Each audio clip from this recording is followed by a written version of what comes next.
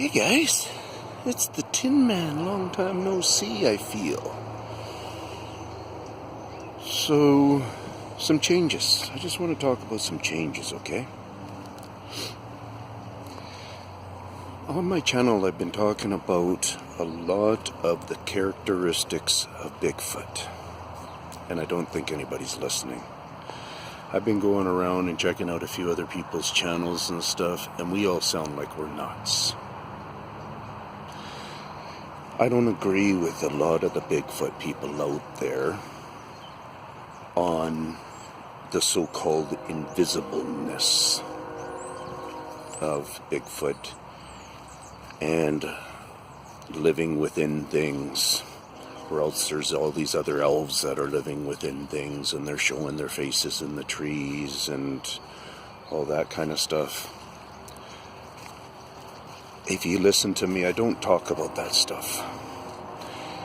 If you listen to me, I don't get too much into energy kind of talking, feeling the energy of things and stuff like that, getting some kind of an intuition or an insight or whatever type thing. I look for signs of these guys. I talk about signs of them. I talk about all the things that they've been doing that we all can visually pick up. Quick thing right now is, you see those branches that come down and go into the ground there? Well, if you follow a couple of those branches, you see how they've come from way up in the tree there. An old willow tree that's been mucked around a few times by them. I'm going to change hands here. And like I've showed many of the references of what they're into, and people can use their imagination and realize, okay, they're into more than that even. Up to the state of what I've showed you with them.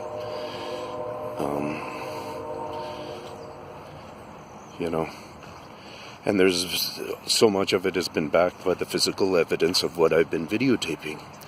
And I think everybody's minds are more into, I just want to see Bigfoot. I just want to see a piece of evidence that I can connect with right now and give you credit. Instead of using their own mind and trying to process what the individual people are talking about. So now if people are trying to get you to see a face in a cloud, then yeah, maybe you can see the face, but does it really mean that that's the cloud's face and it's alive? So when people are trying to do that on the bark, get them to give you more of a answer of why that's really a so-called thing.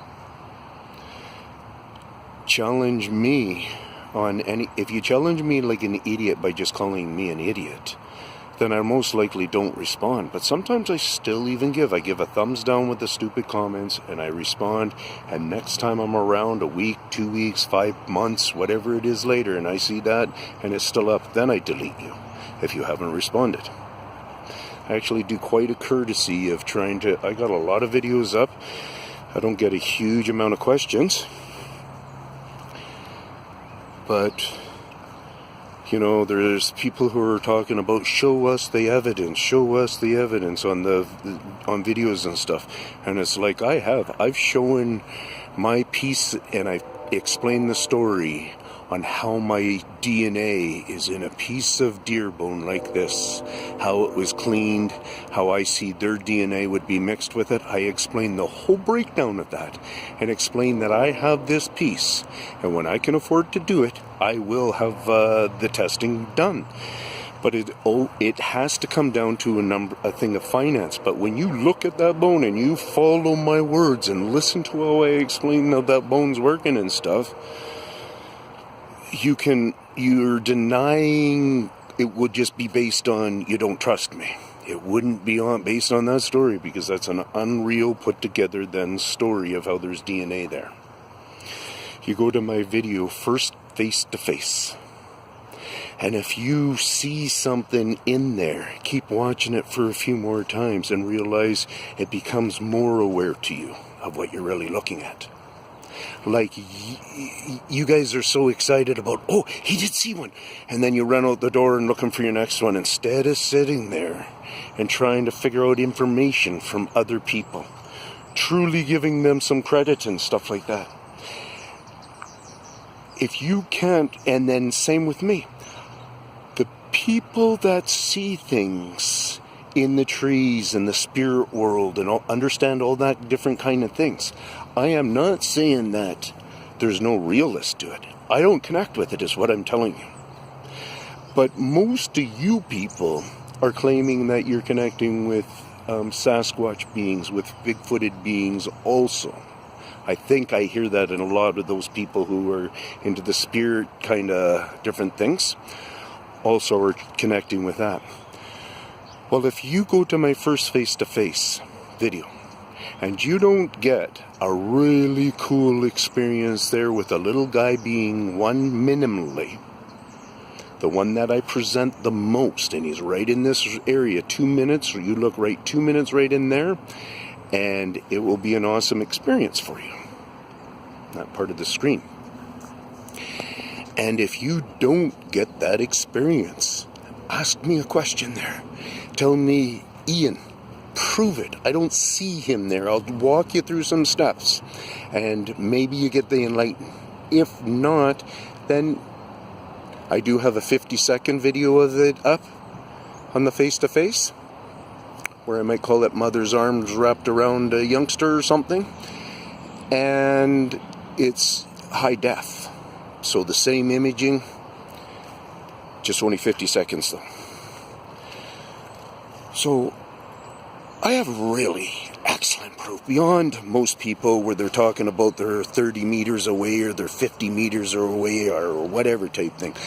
In my couple, I'm talking on that in particular one, I'm talking 20 feet away. Maybe, 20 feet. The other one would be up into the 30 feet, 40 feet. You know, only in feet though, nothing with meters. We're not tripling it or anything. So, yeah, whatever. I can talk my face blue about those all the time. And almost everybody that ends up going to them, a lot of people, I get a lot of support on my actual experiences. And what you have to do is you have to add in my amount. Give me credit for what, like, I'll do a video on crediting myself, I guess, of my accomplishments in the last year to 14 months. And see where it takes it. I'm thinking about just, I see so much stuff going on and track them into so many different areas and understand a lot about them or whatever, and I don't see why I need to repeat all that stuff again. Look at this nice little chunk of asphalt that's sitting here. We talk about how they'll take that from another place, and so that looks like it's quite kind of almost done in a stored way where we would think there was a real road there at one time or something. People think that's goofy or whatever, but just use that in your practicality sense when you're walking along here, that you're really trying to think a lot of different levels about these beings. Why would they be walking here? What's going on here? Is this really what you think a dog would have done? Like right here. It's a pretty big little muck. A lot of dogs come here and stuff like that. Probably is a dog. But I'm not always just going to walk past those kind of things. These kind of scuffs right here, if you can even pick them up, yeah, those kind of scuffs, I don't care. But as soon as there's a scuff where a foot paw print is kind of going where you could think to yourself, is that on purpose? Or a scuffing is where you can go, is that on purpose?